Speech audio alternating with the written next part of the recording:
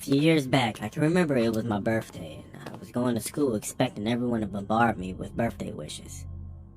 By the way, I was turning 14 and I was in the 8th grade. When I got to school, everyone did exactly what I thought, because I was pretty popular.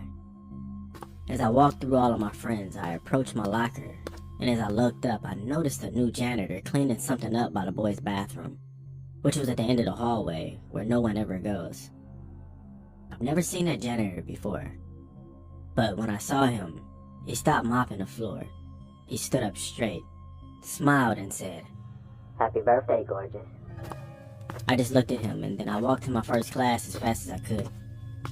By the time we hit 5th period lunch, a few of us noticed that our friend Martin wasn't in school. Every year, he would always get the perfect attendance award, so this wasn't normal for him. We all made it to 6th period, and I had to go to the bathroom because I was actually on my period and had to change my pad and pee. When I walked into the bathroom, I noticed that one of the stalls was out of order, and another one was occupied. And being that there were only 3 stalls, I went to the middle stall, while someone else was in the one right next to me. So as I was using the bathroom, I noticed that there wasn't any toilet paper, so I asked the person in this next stall to me. I said, "Hey, can you hand me some toilet paper?" And immediately the girl threw some toilet paper on the floor from her stall to mine. I thought that was rude and awkward, so I did what I had to do, and I started to switch my pad when I heard, "You definitely look like a grown woman to me." The voice came from above me on my left. I looked up, and above me, peeking over the stall, was that new janitor. He was standing on the toilet. I got up, began to run, but he reached over the wall and he grabbed my hair. It jerked me back, but he lost his grip. I ran out of the bathroom, and I ran to the closest classroom and I told the teacher.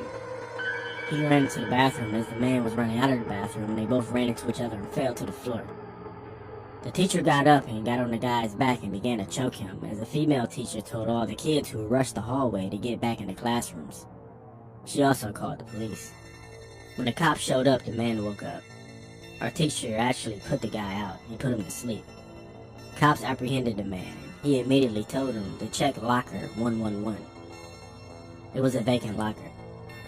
The man said that he was waiting outside of our school in the shadows and saw the boys from our basketball team leaving practice the night before at around 6 p.m.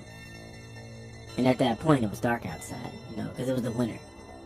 Then he noticed someone walking by themselves. It was our friend Martin. The man approached Martin in his van, and he overpowered him and he got him into his van. What he did to him was unspeakable. Then he took Martin back to our school, broke in without triggering the alarm, and stuffed him in locker 111. Come to find out, this man didn't even work at our school. He was just cleaning the mess that he made, and he stayed in the school all day without anyone questioning who he was. So the police asked him why he did what he did. What was his motive? His answer simply was, "I don't know, because it was Tuesday."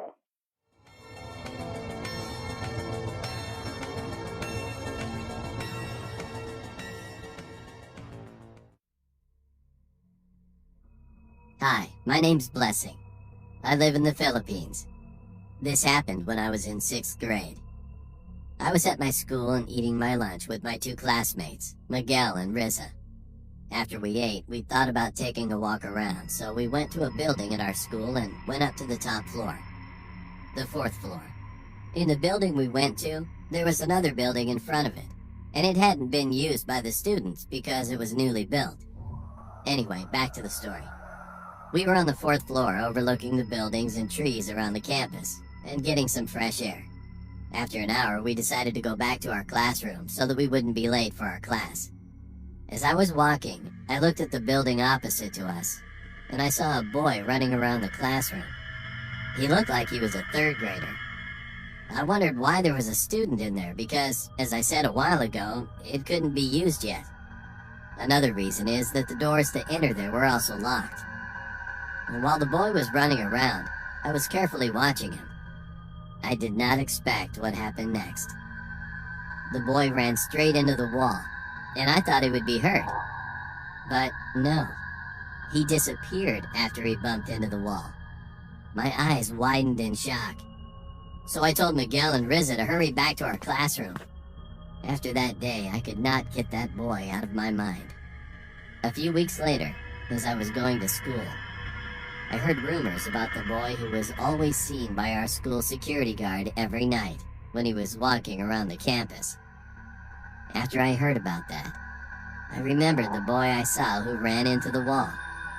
I thought I was daydreaming, but what I saw was definitely true. Until now, it remains a mystery to me who that boy was, and why he was in that building. One more thing. Our school used to be a burial place for the dead during the Spanish period.